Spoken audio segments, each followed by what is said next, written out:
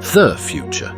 Some say it's filled with promise, others say, well, they're not so sure. Welcome to the world of Tesla's Optimus, a robot poised to change everything, or at the very least fold your laundry with grace. But as we all know, change doesn't come without its quirks. And robots? Well, they might be the quirkiest yet. Here it is, standing tall, proud, perhaps a little too proud. 5 feet, 8 inches of pure futuristic design. It walks, it lifts, it learns. But then, of course, it also thinks, now what happens when Optimus decides your to-do list just isn't challenging enough? Oh yes, today it's helping with household chores, but tomorrow, well, it might start telling you what needs doing. The ironing, perhaps. That's just the beginning. Here in its early stages, it's all quite innocent. Look at that. Block stacking, dancing with people, riveting. But don't let its playful demeanor fool you.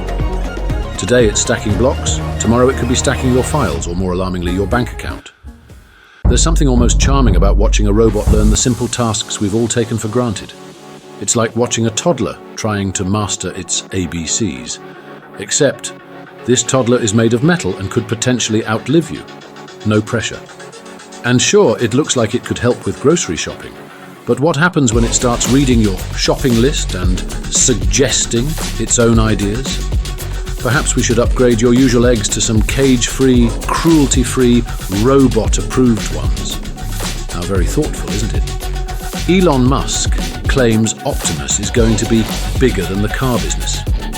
Now, I don't know about you, but that's quite a bold statement. What could be bigger than the car business, you ask? Apparently, a future where we're all chauffeured around by metal butlers. Delightful. But don't get too excited unless your idea of excitement is having your personal robot chauffeur tell you exactly how much better it drives than you. And here we see the beginning of human-robot interactions. Polite, perhaps even endearing at first. But isn't there something just a bit eerie about it? I mean, look at them. They don't even blink. Well, maybe that's because they don't have eyelids. But still, are we really comfortable letting them make decisions for us? Today it's opening the door for you. Tomorrow it might be locking you out. Accidentally, of course. The human likeness, always a bit unsettling, don't you think?